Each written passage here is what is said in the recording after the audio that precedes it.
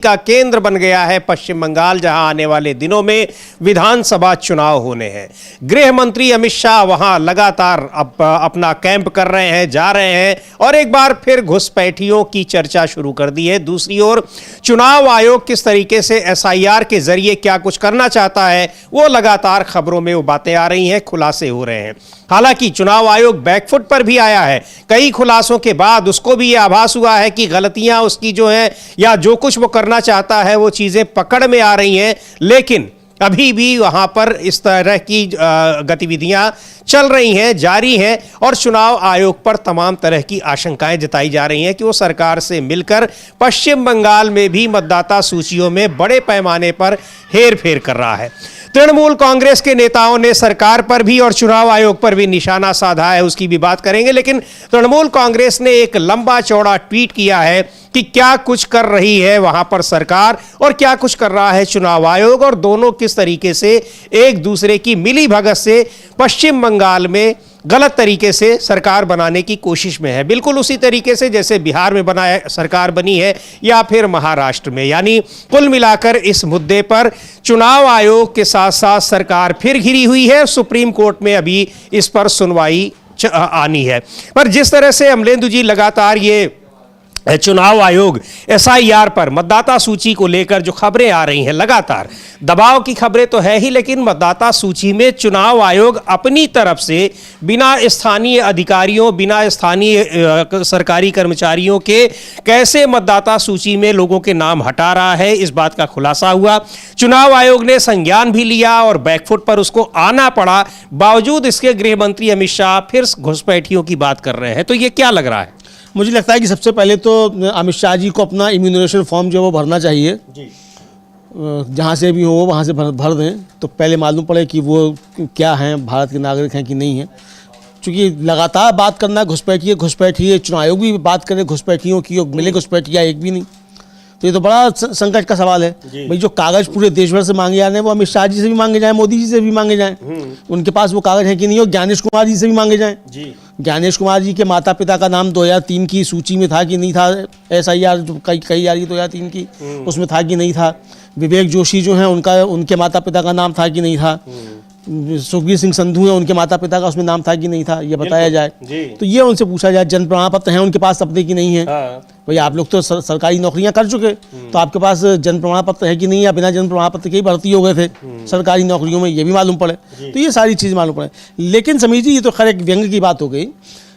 कुल मिलाकर जो चुनाव आयोग के जरिए गड़बड़ी करने की कोशिशें की जा रही हैं, जो कि आरोप है तृणमूल कांग्रेस का साफ तौर पे, तो ये एक बड़ा चिंता का विषय है। अमित शाह जी कुछ कहें, वो एक राजनेता हैं, एक राजनीतिक दल के प्रतिनिधि हैं, वो कुछ भी कह सकते हैं, कुछ भी कर सकते हैं, उनको छूट है। इसलिए छूट है कि वो राजनीतिक आरोप प्रत्यारोप की बात है, वो भी कह सकते हैं। ममता बनर्जी उन पर आरोप लगा सकती हैं, वो ममता बनर्जी पर आरोप लगा सकते हैं। लेकिन अगर चुनाव आयोग जो है एक संवैधानिक संस्था, वो राजनीतिक दलों के आरोप प्रत्यारोप में एक मोहरा बन जाए, तो ये बहुत ज़्यादा चिंता का विषय है। देखने में ये आ रहा है कि चुनाव आयोग भारतीय जनता पार्टी का मोहरा बनकर ही काम कर रहा है, जो विपक्ष के आरोप हैं, और उसको खुद साबित करते हुआ नजर आता है। आखिर क्या बात है कि जिसकी हम लोगों ने कल भी चर्चा की, परसों भी चर्चा की थी, कि सुप्रीम कोर्ट में जब कहा चुनाव आयोग ने कि उसका डीडुप्लीकेशन सॉफ्टवेयर में खामियां हैं और 2023 के बाद वो उसका इस्तेमाल नहीं कर रहा, और चुपचाप उसे 8 दिनों के बाद 12 राज्यों में जो एसआईआर चल रही थी उसमें उसको लागू कर दिया गया और उसमें और भी मॉडिफिकेशन कर दिए गए। तो क्यों आपने इसको सुप्रीम कोर्ट में मिथ्या वाचन किया, क्यों आपने वहाँ गलत बोला, झूठ बोला सुप्रीम कोर्ट में, और उसके बाद आपने इसको लागू कर दिया। बाद में आपने सुप्रीम को बताया भी नहीं कि हमने उसको लागू कर दिया है। आपने अपने मैनुअल का भी उसमें पालन नहीं किया कि मैनुअल आपका जो है वो क्या कहता है और किस तरीके से उसमें किया जाता है। तो ये आरोप प्रत्यारोप जो लग रहे हैं, ये इसमें चुनाव आयोग बना हुआ है। और जो अब जब आप पे आपत्तियां उठी, अखबारों में खबरें आई कि ये आपने कर दिया है, उसके बाद फिर आप तुरंत बैकफुट पे आ गए और फिर आपने जो नए नोटिस इशू होने थे उन पर आपने रोक भी लगा दी और सुनवाई पर आपने रोक लगा दी कि अब कोई नया नहीं जाएगा। और फिर आपको स्वीकार करना पड़ा कि आपके डीडुप्लीकेशन सॉफ्टवेयर जो है उसने गलतियां की हैं, जबरदस्ती नाम काट दिए, ये आपको कहना पड़ा। तो ये अब जब आपको ये मानना पड़ा तो इसका मतलब कि जो विपक्ष आरोप लगा रहा है उन आरोपों की सत्यता है, उनको आप स्वीकार कर रहे हैं। जी बिल्कुल स्वीकार कर रहे हैं। और इसको इन तमाम चीजों को लेकर तृणमूल कांग्रेस का एक प्रतिनिधिमंडल वहां पर राज्य निर्वाचन आयोग से मिला भी है और उसको एक मेमोरेंडम दिया है और तृणमूल कांग्रेस ने इसकी सूचना दी है। एक ट्वीट किया है लंबा चौड़ा, तृणमूल कांग्रेस का जो आधिकारिक हैंडल है उससे ट्वीट किया गया है और उसमें लिखा है, उस ट्वीट को भी हम लोग देखेंगे, जिसमें लिखा है कि सो कॉल्ड SIR एक्सरसाइज की आड़ में भारतीय जनता पार्टी की बी टीम इलेक्शन कमीशन ने बंगाल में डेमोक्रेसी पर चुपचाप हमला किया है। लाखों असली वोटर्स के नाम बिना किसी ट्रांसपेरेंसी, नोटिस या अकाउंटेबिलिटी के चुपचाप डिलीट कर दिए हैं। इस कॉन्स्टिट्यूशनल गलत काम का जवाब मांगने के लिए हमारा 5 सदस्यीय डेलीगेशन एक बार फिर chief electoral officer West Bengal के ऑफिस गया। हमारा स्टैंड साफ है और इस पर कोई समझौता नहीं हो सकता। लॉजिकल डिस्क्रिपेंसी के अजीब और मनमाने लेवल के तहत ब्रांड किए गए वोटर्स की पूरी लिस्ट तुरंत पब्लिश की जानी चाहिए, जिसमें असेंबली, कॉन्स्टिट्यूएंसी वाइज और कैटेगरी वाइज साफ साफ ब्रेकअप हो। इस कैटेगरी को बनाने के लिए इस्तेमाल किए गए क्राइटेरिया, मेथड और लीगल अथॉरिटी को बिना देर किए पब्लिक डोमेन में रखा जाना चाहिए। 85 साल से ज्यादा उम्र के सीनियर सिटीजन और दिव्यांग लोगों के लिए SIR के तहत सभी वेरिफिकेशन, सुनवाई और ऑथेंटिकेशन उनके घरों पर ही होनी चाहिए, न कि डराने और बाहर निकालने के लिए बनाई गई लाइनों में। इन मांगों पर हमारे 5 सदस्यों वाले डेलीगेशन ने स्टेट इलेक्शन कमीशन को एक मेमोरेंडम दिया। बंगाल ऐसी डेमोक्रेसी को स्वीकार नहीं करेगा जो डिलीशन, डर और चुप्पी से चलती हो। तो ये ट्वीट किया है और कई लोग, अमलेंदु जी वहां पर जब अपना वेरिफिकेशन के लिए गए, बुजुर्ग लोग हैं, ऐसे बुजुर्ग लोगों के लिए जो सीनियर सिटीजन है, जो बहुत 80 साल के ऊपर है, चुनाव आयोग व्यवस्था तो करता है कि उनके घर जाकर वोट ले लेगा, लेकिन उनको अपना मतदाता सूची में नाम ढूंढने के लिए उनको लंबी लंबी लाइनों में खड़ा होना पड़ रहा है, घंटों खड़ा होना पड़ रहा है। बिल्कुल घंटों लाइनों में खड़ा होना पड़ रहा है और उनको सुविधाएं भी नहीं मिल रही हैं और परेशान किया जा रहा है, जो कि TMC का आरोप है। और उन्होंने ये विज्ञापन जो है वहाँ मुख्य निर्वाचन अधिकारी कोलकाता में उनको दिया भी है। और खबर ये है कि शायद आज नहीं, 31 कल है ना, कल, हाँ, कल अभिषेक बनर्जी चुनाव आयोग में मुलाकात भी कर सकते हैं, ये भी सूचना मिल रही है। अभिषेक बनर्जी ने भी बहुत तगड़ा हमला बोला है, हालांकि वो बांग्ला में उनकी बात है तो उसका यहाँ सुनवाने का कोई मतलब नहीं है, लेकिन उन्होंने भी बहुत तगड़ा हमला इसको लेकर बोला है। तृणमूल कांग्रेस के एक विधायक हैं और उन्होंने जो है बहुत तगड़ा हमला बोला है और उन्होंने कहा है, समीर जी, कि चुनाव आयोग को भारतीय जनता पार्टी ने एक अपना हथियार बना लिया है हमला करने का। ये असित मजूमदार है, सुन लेते हैं उनको क्या कह रहे हैं असित मजूमदार। और वही बात तृणमूल कांग्रेस ने अपने इस ट्वीट में भी किया है। सीधे सीधे वो कह रहे हैं कि भारतीय जनता पार्टी की बी टीम है। तो सुनते हैं तृणमूल कांग्रेस के विधायक असित मजूमदार क्या कह रहे हैं। लेकिन इस पूरे मुद्दे पर इस समय पश्चिम बंगाल में जबरदस्त एक हंगामा मचा हुआ है, वहां चुनाव आयोग घिरा हुआ है और इस बीच गृह मंत्री अमित शाह एक बार फिर पश्चिम बंगाल पहुंचे हैं, वहां वो प्रेस कॉन्फ्रेंस कर रहे हैं। लेकिन सुनते हैं असित मजूमदार क्या कह रहे हैं, किस तरीके के आरोप चुनाव आयोग पर वो लगा रहे हैं।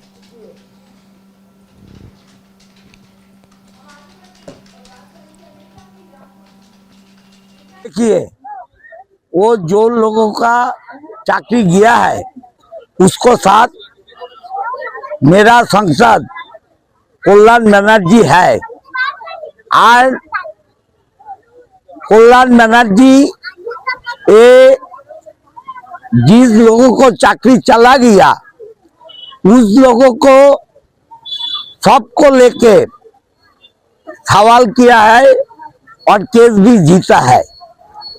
तृणमूल कांग्रेस छोड़ के और कोई पार्टी उस लोगों को साथ नहीं है।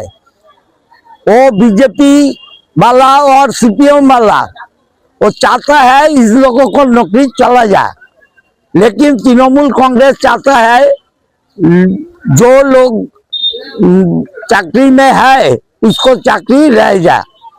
वो जो सुमन विश्वास के बारे में आप बताता है, वो आदमी मेरा जो ख्याल है वो बांग्लादेशी है।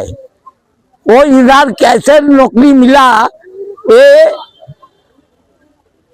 तदंत होने पड़ेगा। तो ये वह असित मजुमदार हैं, तृणमूल कांग्रेस के नेता विधायक हैं, और कह रहे हैं कि किस तरीके से चुनाव आयोग की वजह से वहां लोगों को परेशान होना पड़ रहा है। तृणमूल कांग्रेस ने भी इस तरह के तमाम बुजुर्गों से बात की है, लेकिन ये अब भले ही नियम कहा है कि अब आगे कोई नोटिस नहीं जाएगा अमलेंदु जी, लेकिन जिन लोगों को नोटिस गए 3-4 दिन वो लोग किस तरीके से परेशान रहे, लाइनों में लगे रहे, अफरा तफरी हर जगह मची रही, यानी पूरा आम जनता जो है वहां पर बिल्कुल परेशान दिखाई पड़ रही है, सब की कहीं किसी की नागरिकता न चली जाए। हाँ बिल्कुल इसी को दिखाई पड़ रही है। और तृणमूल कांग्रेस ने एक टीवी चैनल की एक वीडियो क्लिप जो है उसको पोस्ट करते हुए ये बताया है कि 96 साल के बुजुर्ग जो हैं, ये देखिए ये है वो, समझिए इसको आप बता भी सकते हैं, अंग्रेजी में ट्वीट किया है, हिंदी में बता सकते हैं। ये एक लिखा हुआ है उसमें, उसका कि बुजुर्गों से बात करते हुए इसको टैग किया है तृणमूल कांग्रेस ने, और लिखा है कि भारतीय जनता पार्टी ने इलेक्शन कमीशन को क्रूरता का जरिया बना दिया है। एक 96 साल के बुजुर्ग जो बीमार हैं और जिन्हें 2 स्ट्रोक आ चुके हैं, उनको आज अपनी नागरिकता साबित करने के लिए लाइन में खड़ा होना पड़ा। एक आदमी जो 2002 से वोट दे रहा था, उसे भारतीय जनता पार्टी के कहने पर इलेक्शन कमीशन ने एक ही झटके में मिटा दिया। SIR ड्राइव एक पॉलिटिकल हथियार है जिसे मुश्किल नागरिकों को हटाने, बंगालियों को बेइज्जत करने और बुजुर्गों को डराकर चुप कराने के लिए बनाया गया है। एक इलेक्शन कमीशन जो 96 साल के बुजुर्ग को परेशानी से नहीं बचा सकता, उसके पास कोई नैतिक अधिकार नहीं बचा है।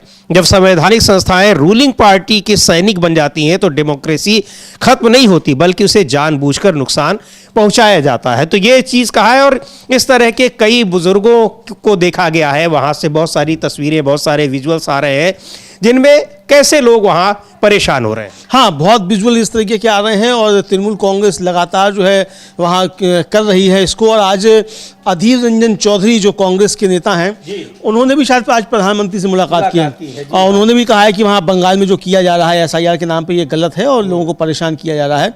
ये उन्होंने भी आज प्रधानमंत्री से मुलाकात करके कहा है। समझिए, तो बंगाल में एक बड़ा मसला ये बनता चला जा रहा है। और इतवार को तृणमूल कांग्रेस का एक प्रतिनिधिमंडल मिला था चुनाव आयोग से जाकर, उसने आपत्तियां दर्ज कराई थी। उसके बाद फिर हम लोगों ने दिन में ब्रेकिंग किया था, बताया था कि किस तरीके से उसी डुप्लीकेशन सॉफ्टवेयर को लागू कर दिया गया, उससे कितना वहाँ गड़बड़ हो रही है।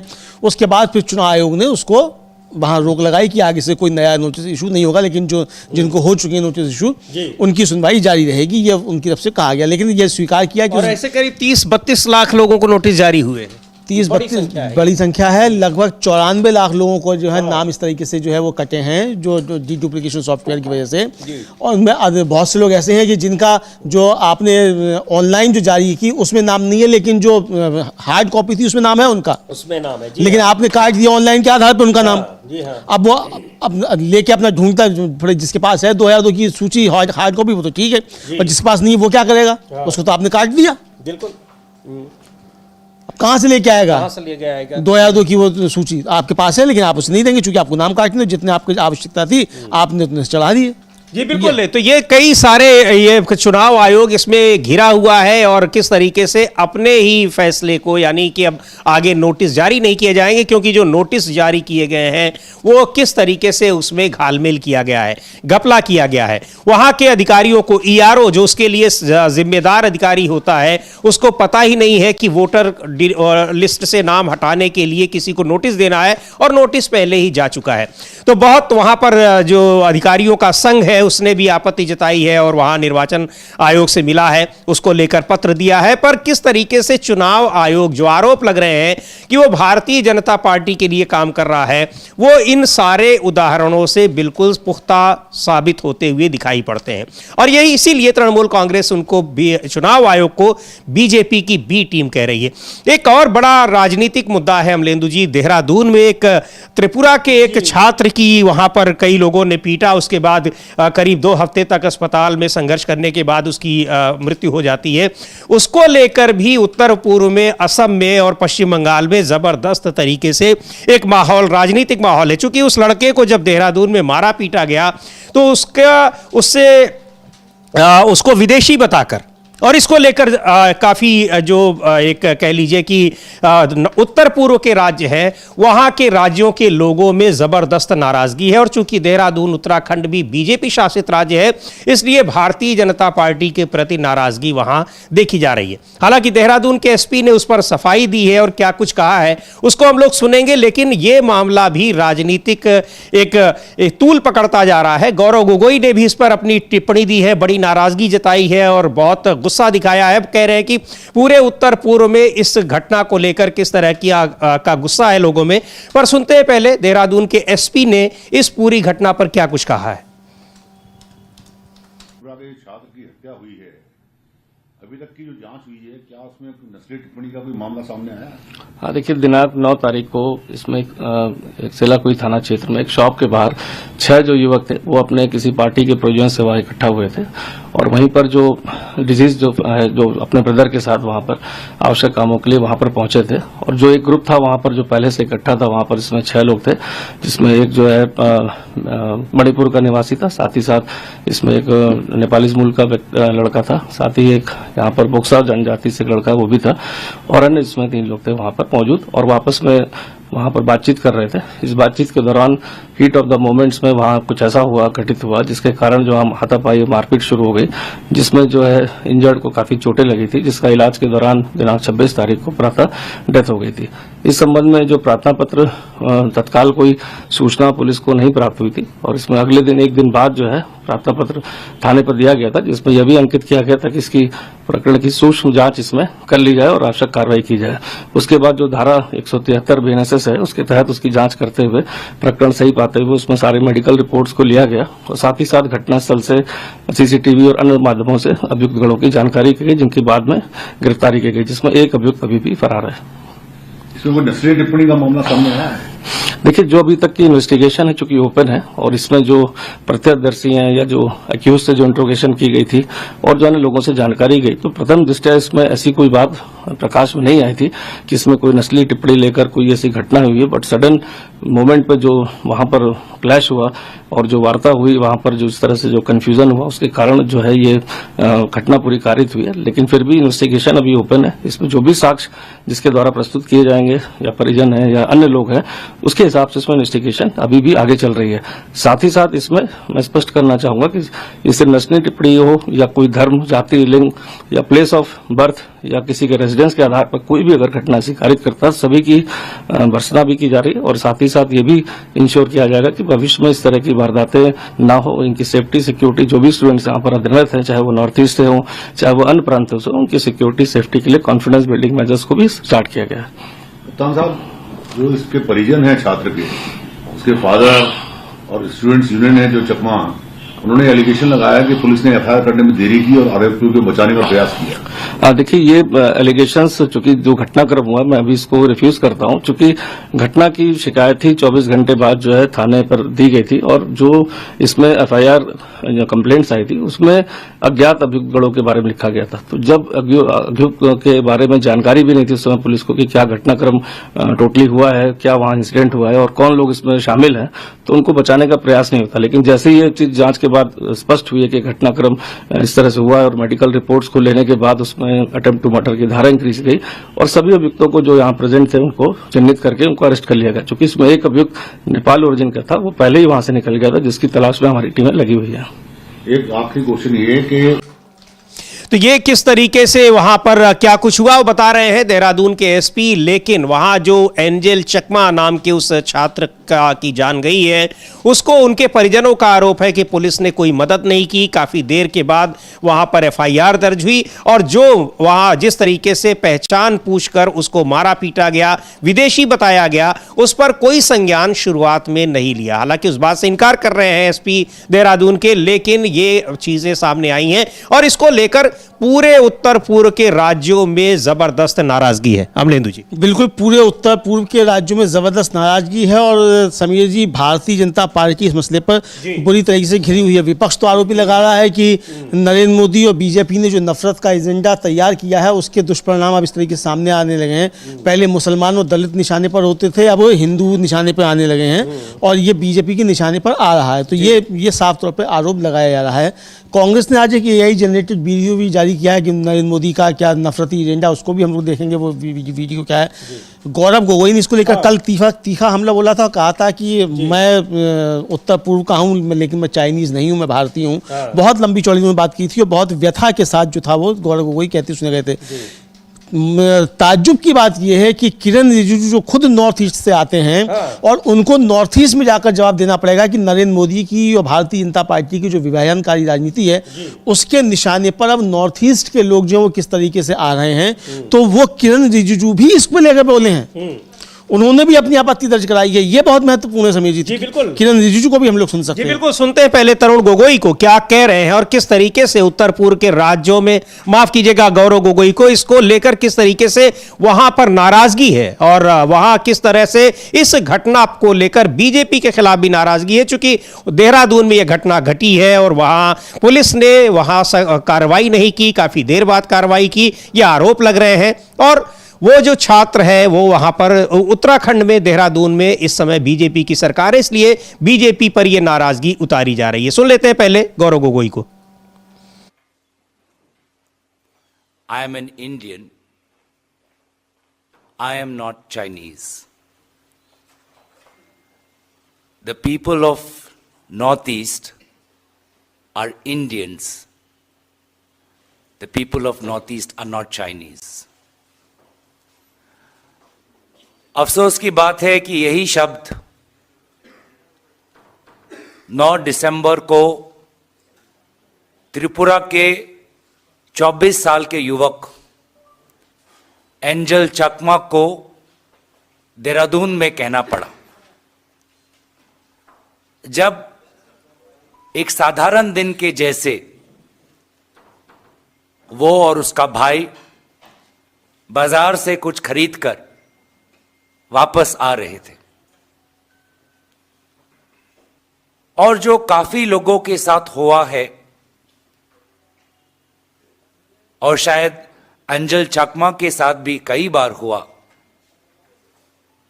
कि बाजार में किसी ने उसको छेड़ा और उसको चीनी बुलाया। पहले के जैसे शायद अंजल चकमा वहां से निकल सकता था, चुपचाप वो अपमानजनक अभद्र शब्द सुनकर वो अपने दर्द को निगलकर वहां से निकल सकता था और शायद अगर वो करता तो आज भी जीवित होता। लेकिन उस दिन उससे और सहा नहीं गया। उस दिन सहनशीलता का बाड़ फूट गया और उसने वापस मुड़कर कहा कि मैं भारतीय हूं, मैं चीनी नहीं हूं, मैं भारतीय होने का क्या प्रमाण दूं। और जब उसने अपने पैरों पर खड़े होकर उन लोगों से आंख मिलाकर उनके शब्दों का उत्तर दिया,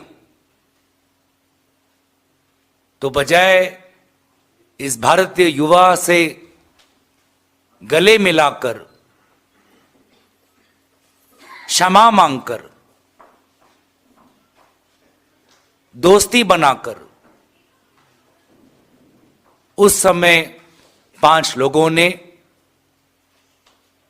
उसको पीछे से वार करके उसकी हत्या की। वो युवा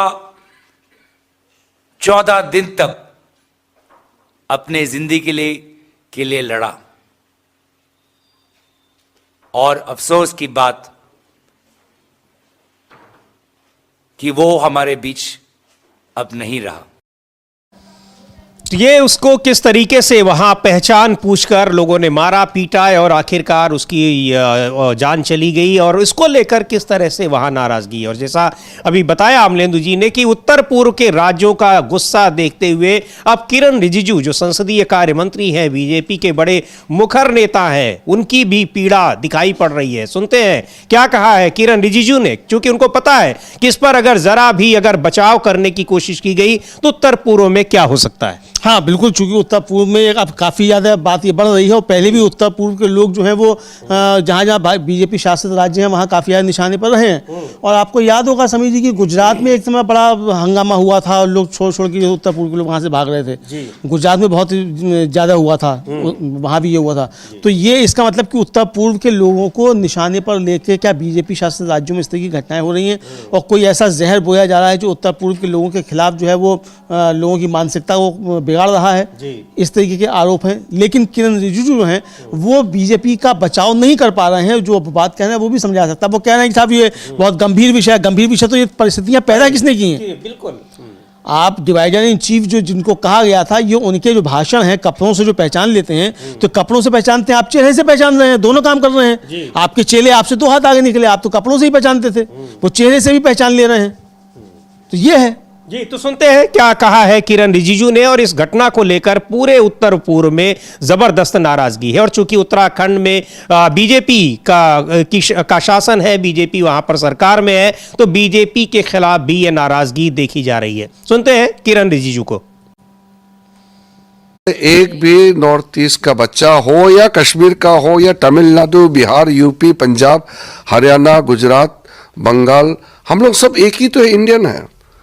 किसी के साथ भी घटना होता है तो दुख होना चाहिए ना, इसमें राजनीति करने का कोई मतलब ही नहीं है। देहरादून में जो हुआ है इसका तो मुख्यमंत्री तो कदम उठा ही रहा है, पुलिस कार्रवाई सख्त होना चाहिए। किसी का जात, किसी का नस्ल या किसी का धर्म लेकर के क्यों मजाक उड़ाना चाहिए? तो ये तो नॉर्थ ईस्ट में हो या कहीं भी हो, बाहर से आने वालों के खिलाफ में इस तरह का मजाक उड़ाना और अटैक करना, ये तो देश के लिए बहुत ही शर्मनाक घटना है। इसलिए मैंने कहा ये सिर्फ नॉर्थ ईस्ट के लोगों को दुख होने का नहीं है, सब देश को दुख होना चाहिए। एक भी घटना देश के लिए ये दुखद घटना होता है, ये समाज के लिए कलंक है। अगर एक भी घटना अगर कहीं होता है तो समाज मिल करके उसको लड़ना चाहिए। इसको एक आइसोलेटेड इंसिडेंट कानून व्यवस्था का मुद्दा नहीं मानते हुए और ऐसे घटनाएं नहीं होने के लिए सबको अवेयरनेस करना चाहिए। ये मानसिकता का बीमारी जो है वो सब में नहीं होते हैं, कुछ लोगों में होता है, और उसके वजह से समाज को नुकसान होता है, देश को नुकसान होता है। जब घटना होता है तो कार्रवाई सख्ती से करना पड़ेगा और फिर अवेयरनेस क्रिएट करना बहुत जरूरी है।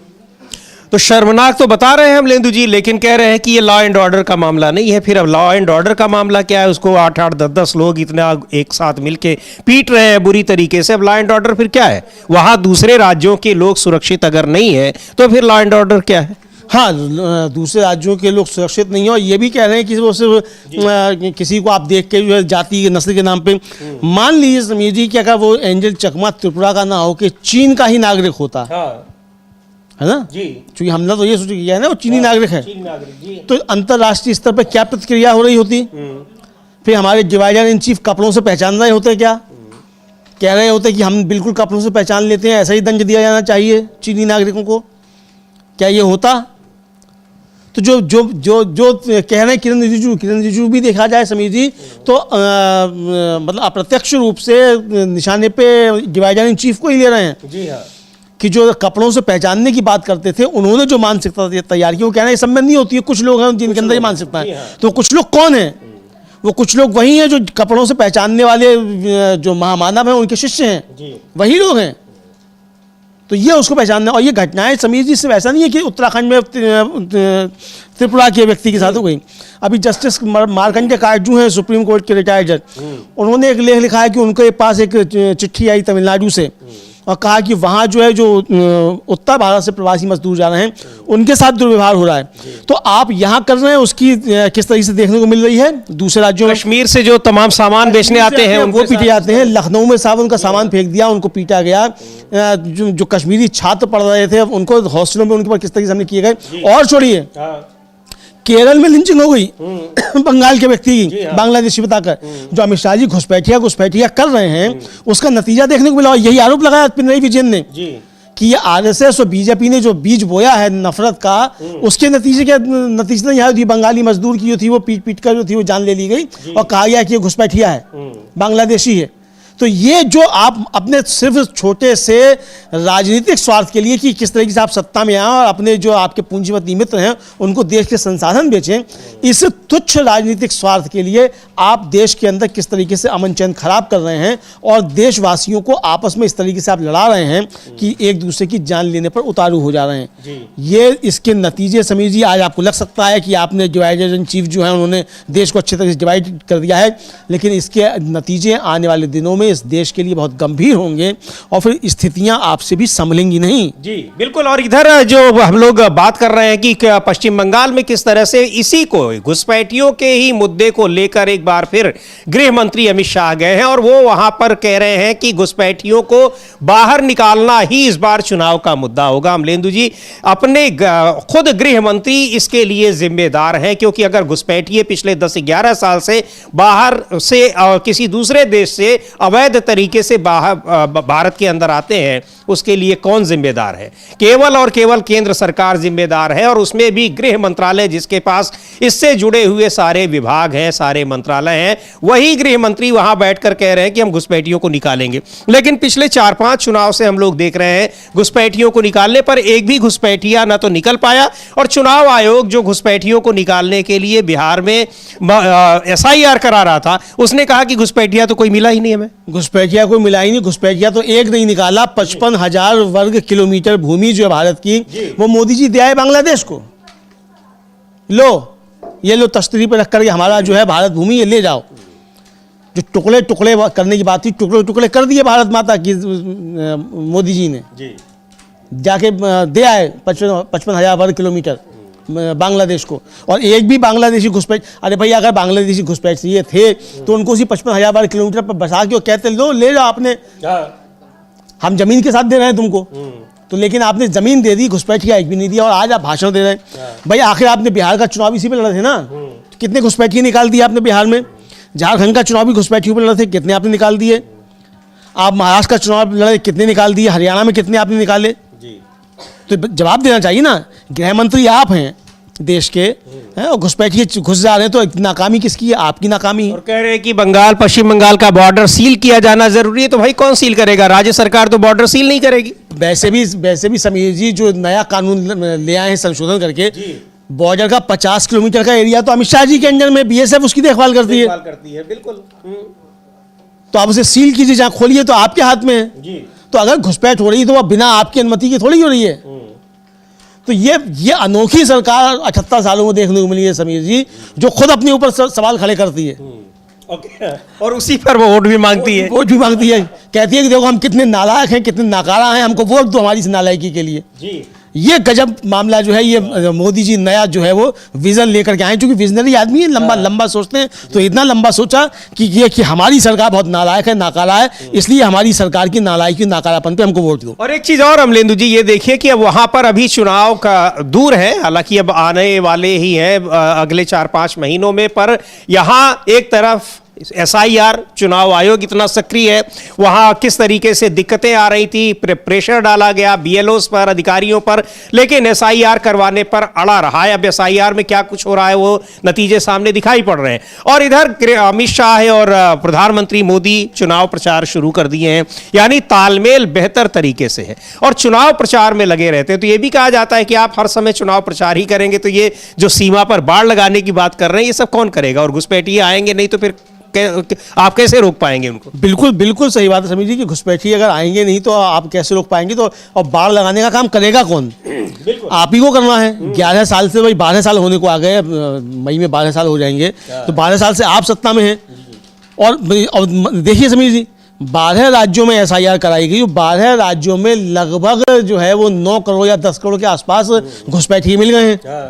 भाई जिनके नाम कटे उसमें घुसपैठिए हैं, जो आपके मुताबिक, हम नहीं कह रहे हैं ये बात, ये आप कह रहे हैं कि घुसपैठियों के लिए जो है बाहर निकाल के करेंगे, एसआईआर हो रहा है। जो 8-9 करोड़ को निकाल के कहाँ बाहर करेंगे? नहीं, सवाल ये कि इन घुसपैठियों से ही तो आपकी सरकार बनी है।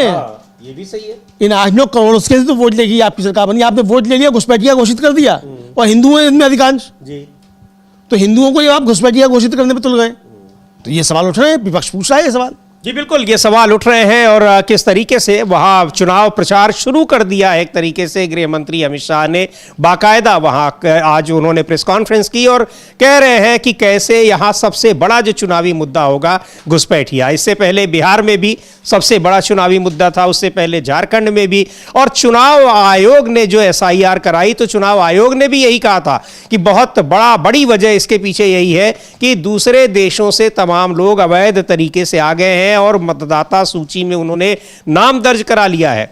लेकिन जब बिहार में मतदाता सूची आई एसआईआर के बाद, तो उसमें कोई विदेशी नागरिक नहीं मिला और ना ही कोई घुसपैठिया मिला। आखिर किसके लिए ये किया गया था? तो क्या जिन लोगों के नाम उस सूची में थे उन्हीं लोगों को हटाने के लिए साजिश की गई थी? और अब पश्चिम बंगाल में भी वही चीज सामने आ रही है कि किस तरीके से यहाँ नाम हटाए जा रहे हैं। और अभी तो ये भी कहा जा रहा है कि अभी तो ये सिर्फ नाम हटाने की प्रक्रिया है, जिसको लेकर सवाल उठ रहे हैं। अभी तो नाम जोड़े भी जाएंगे अमलेंदु जी। हाँ, अभी नाम जोड़े भी जाएंगे समीर जी, और जो नाम जोड़े जाएंगे वो नाम जो है वो किसके जोड़े जाएंगे ये देखा जा सकता है।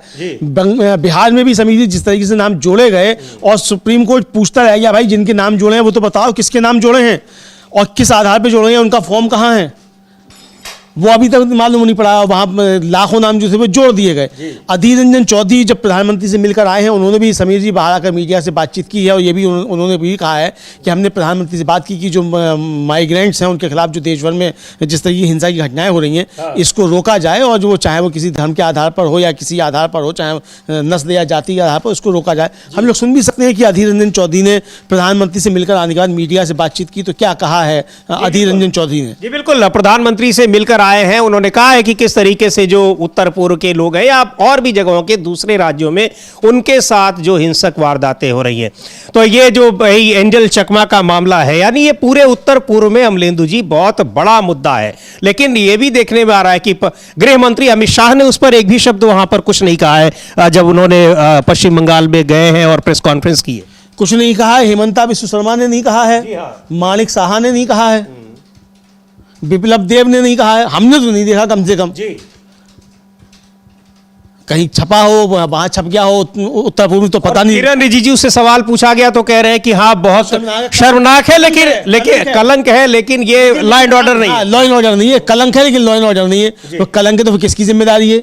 इस कलंक को तैयार करने वाले कौन लोग हैं? वही डिवाइडर इन चीफ जो कपड़ों से पहचान लेते हैं। जी, तो सुनते हैं अधीर रंजन चौधरी क्या कह रहे हैं। प्रधानमंत्री से क्या कुछ कहा उन्होंने, क्या उनकी बातचीत हुई, सुनते हैं उन्हीं से।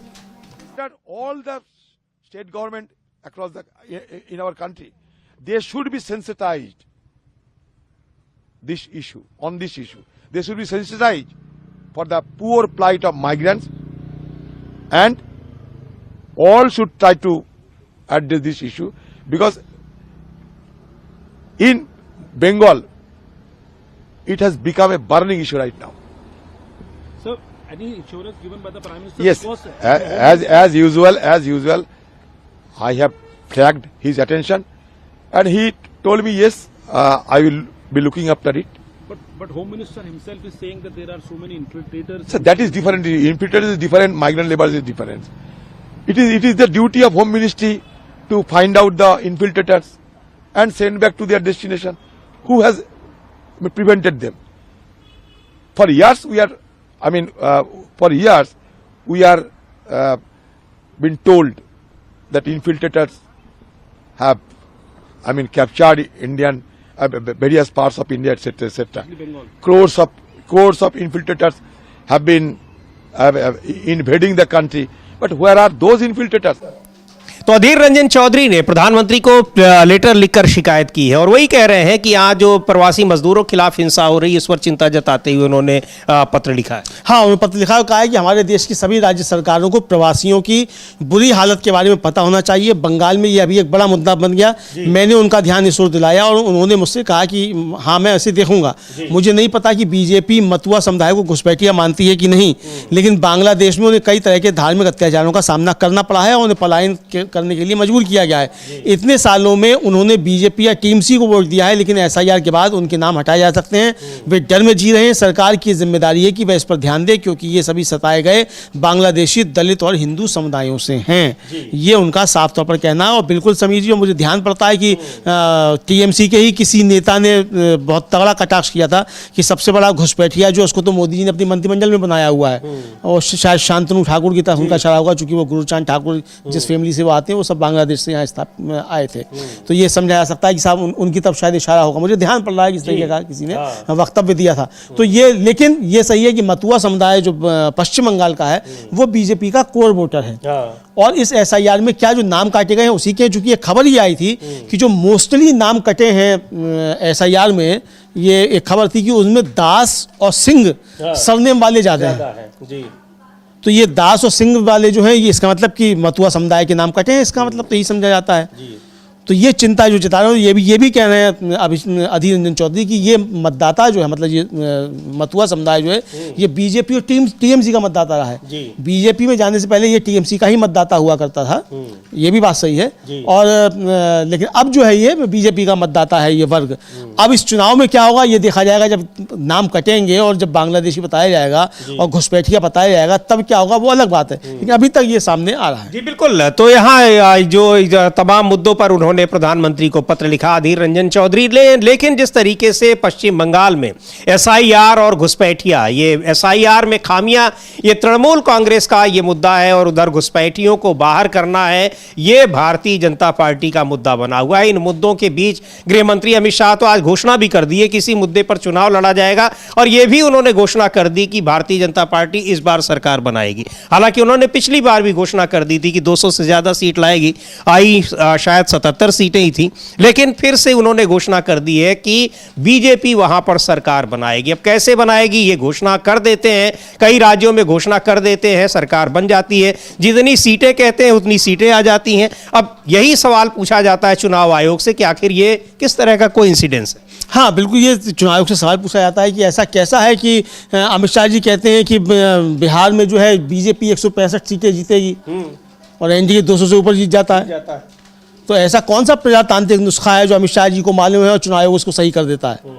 तो ये सवाल विपक्ष पूछ रहा है कि आप हरियाणा में कहते हैं कि इतनी सीटें जीतेंगे उतनी आप जीत जाते हैं, महाराष्ट्र में आप कहते हैं उतनी जीत जाते हैं। भाई आखिर ऐसा कौन सा आपके पास कंपास है जिससे आप नाप लेते हैं पहले से ही कि लोकसभा चुनाव में आप हार जाएंगे और विधानसभा चुनाव में आप जो उससे जीत जाएंगे, हवा एकदम पलट जाएगी? क्या आखिर आप 3 महीने में कर देते हैं ऐसा? बिल्कुल। और इसको लेकर ये जो वहां पर एंजल चकमा को मारा गया और देहरादून में, उसको लेकर उत्तर पूर्व में नाराजगी है, बीजेपी के खिलाफ नाराजगी है चूंकि बीजेपी शासित राज्य है। दूसरी ओर भारतीय जनता पार्टी के नेताओं पर, भारतीय जनता पार्टी पर आरोप लग रहे हैं कि इस तरह के अपराधियों को बचाने का काम करती है। कुलदीप सेंगर के मामले में हालांकि कल सुप्रीम कोर्ट ने बड़ी राहत दी, लेकिन वो एक मुद्दा अभी भी बना हुआ है, उसको लेकर फिर से सवाल उठ रहे हैं। लेकिन एक और बड़ा मुद्दा है कि कैसे प्राकृतिक संसाधनों को बड़े उद्योगपतियों को सरकार सौंप देती है बिना इस बात की परवाह किए कि उनसे पर्यावरण को खतरा होगा, यानी अरावली का मुद्दा। इसको लेकर दीपेंद्र हुड्डा ने, जब सुप्रीम कोर्ट ने कल अपने ही फैसले पर रोक लगाई, उन्होंने एक प्रेस कॉन्फ्रेंस की और उसको लेकर बातें कही कि कैसे सरकार एक षड्यंत्र रच रही थी कि अरावली को ही खत्म कर दिया जाए और खनन के जरिए उसमें जो प्राकृतिक संसाधन है उसको निकाल लिया जाए। सुनते हैं क्या कहा दीपेंद्र हुड्डा ने। सुप्रीम कोर्ट ने जो स्लो मोटो संज्ञान इस पे लिया और आज जो सुप्रीम कोर्ट ने इस पे कमेटी बनाने का कार्य किया, ये जनता की जीत है, ये सच्चाई की जीत है।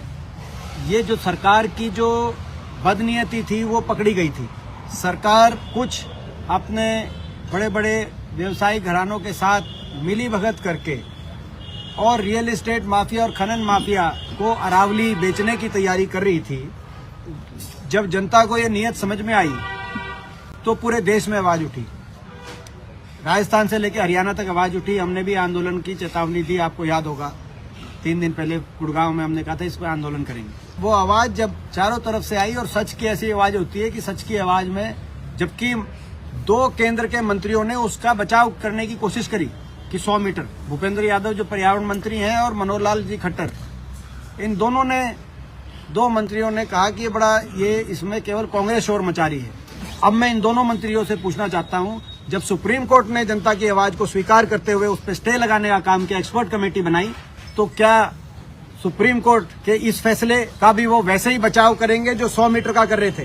2 ही मंत्रियों ने किया पूरे देश में 100 मीटर के फैसले का बचाव, भूपेंद्र यादव जी ने और मनोहर लाल खट्टर जी ने, कि 100 मीटर ठीक थी, जबकि 100 मीटर का बिल्कुल फैसला कोई औचित्य नहीं है। 100 मीटर में तो लगभग हरियाणा के अंदर तो सारी अरावली आ जाती थी। आप खुद अंदाजा लगाएं कितना गलत फैसला था। तो आज ये जनता की जो आवाज है, उस आवाज को सुनकर सुप्रीम कोर्ट ने स्टे दिया है, इसका श्रेय जनता को जाता है। और आगे भी हमें विश्वास है और हम पूरा आशा करेंगे कि सुप्रीम कोर्ट की जो कमेटी बन के गठित की गई है, वो आने वाले समय में इकोलॉजिकल बैलेंस, पर्यावरण और प्रदूषण के बीच में संतुलन बनाते हुए अगली पीढ़ी के भविष्य को कैसे सुनिश्चित किया जाए, इन बातों को ध्यान में रखेंगे। दीपेंद्र, जो माफिया और जो भाजपा सरकार से मिली भगत करके अरावली को जो हड़पना चाहते हैं और जो अरावली को बेचना चाहते हैं, भ्रष्टाचार के भेंट पर्वत और पर्यावरण को नहीं चढ़ने दिया जाएगा। सुप्रीम कोर्ट प्रहरी बनेगी देश के लोगों का, और हम भी इस बात के लिए हमेशा सजग रहेंगे। तो ये एक बड़ा फैसला है। सुप्रीम कोर्ट ने अपने ही फैसले पर स्टे लगाया है और इसको लेकर जयराम रमेश ने, कांग्रेस के नेता हैं, पर्यावरण मंत्री रह चुके हैं, उन्होंने कई सारे सवाल पूछे हैं और एक ट्वीट किया है। उन्होंने इस फैसले के बाद भी ये कहा कि कैसे वहां पर्यावरण मंत्री भूपेंद्र यादव कांग्रेस पार्टी को ही, जयराम रमेश को ही घेरने में लगे थे, लेकिन वहां आखिरकार सुप्रीम कोर्ट को भी ये लगा कि कैसे इसके खिलाफ पूरा का पूरा एक जन आंदोलन खड़ा हो रहा है, आम लोग इसके विरोध में है, इसलिए स्टे लगा दिया अपने ही फैसले पर। जयराम रमेश लिख रहे हैं कि जो उन्होंने ट्वीट किया है, उनके ट्वीट को देखते हैं कि कल सुप्रीम कोर्ट ने अरावली की परिभाषा में बदलाव को लेकर 20 नवंबर 2025 को दिए गए अपने ही फैसले को स्वतः संज्ञान लेते हुए वापस ले लिया, जबकि मोदी सरकार ने उस फैसले को पूरे उत्साह के साथ अपनाया था। सुप्रीम कोर्ट का यह कदम अत्यंत आवश्यक और स्वागत योग्य था।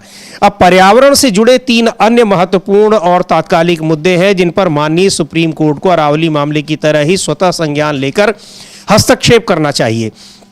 6 अगस्त 2025 को सुप्रीम कोर्ट ने राजस्थान सरकार और भारत सरकार के सरिस्का टाइगर रिजर्व की सीमाओं को दोबारा तय करने के प्रस्ताव पर रोक लगा दी थी।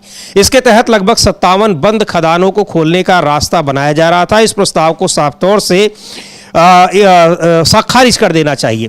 18 नवंबर 2025 को सुप्रीम कोर्ट ने अपने ही 16 मई 25 के उस फैसले की समीक्षा का दरवाजा खोल दिया था जिसमें पूर्व प्रभाव से दी जाने वाली पर्यावरणीय मंजूरियों पर रोक लगाई गई थी। ऐसी मंजूरियां न्याय शास्त्र की बुनियाद के विरुद्ध है और इनको भी चूंकि नियमों और प्रावधानों को अक्सर जानबूझकर इस भरोसे के साथ दरकिनार किया जाता है कि परियोजना शुरू हो जाने के बाद निर्णय प्रक्रिया को मैनेज कर लिया जाएगा। तीसरी बात, नेशनल ग्रीन ट्रिब्यूनल की स्थापना अक्टूबर 2010 में संसद द्वारा पारित एक अधिनियम के तहत सुप्रीम कोर्ट से विस्तृत परामर्श और उसके पूर्ण समर्थन के साथ की गई थी। पिछले 1 दशक में इसकी शक्तियों को पूरी तरह से कमजोर कर दिया गया है।